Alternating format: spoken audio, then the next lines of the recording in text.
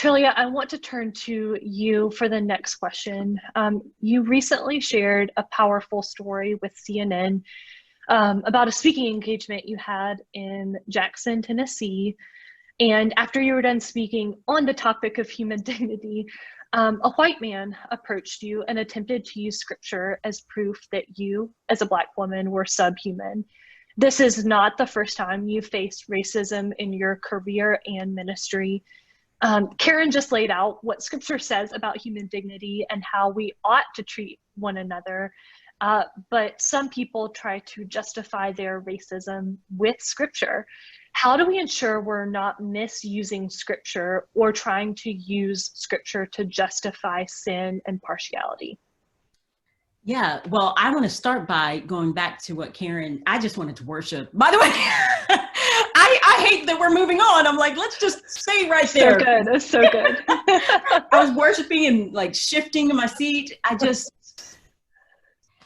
I think if we camped out on what she said for the rest of our lives, we wouldn't solve this problem because of our sin nature, right?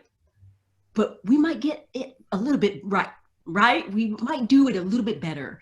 That's, I think, the problem with the man who approached me and anyone who struggles with this is a lack of understanding of the Imago Dei, a robust understanding of theology, of the doctrine of adoption, of the gospel. I really think that a lot of people think they understand, but there's such a misapplication to all of the theological truths. And someone recently posted, I believe it is our mutual friend, Karen, she posted an academic book. And in the book, it said something like, children are, I'm going to misquote this, but basically they were teaching children at a young age that there was a certain class system and Black people were at the bottom. That was basically what was taught in schools. So if these are the things that have been for the last 400 years, hundreds of years, have been taught, not just in our schools, but in our culture and in our churches, then we have a lot of reverse learning, helping people learn what is true and right and just and good.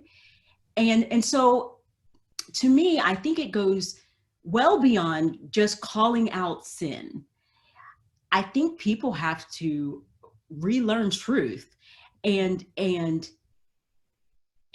doubt their, gosh, Karen said something again that was so helpful. We think so highly of ourselves, and that there has to be a real understanding of what we don't know. I think for people to engage this topic well and to be kind of suspect of what we've been taught. Like, well, maybe we should really read all of the scripture to see if we have been taught wrong. So this guy, he had been taught his whole life that I had a curse on me as a Black woman and that I was subhuman. And people who engage with me have been taught similarly, or they have been taught that that we are as women, maybe I have been warned against because of things that have been taught about promiscuity, or things that have been taught about there's a lot. There's a lot of false narratives that are out there about women of color.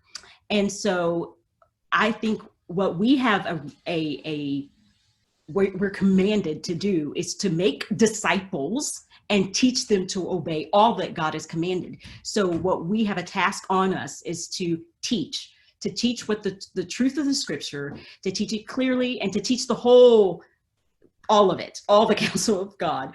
and not just pick different scriptures apart, because that is what has happened. And that is why there's so much misapplication from the foundation of the United States. I'm speaking, I know we have an international audience, so I'm speaking very much towards the US here when I'm saying this, but from the foundation of the United States, we have been founded on division, and we've continued in division and untruth. So if that's our foundation, and where if at churches being divided, the SBC being founded on racism and slavery, okay?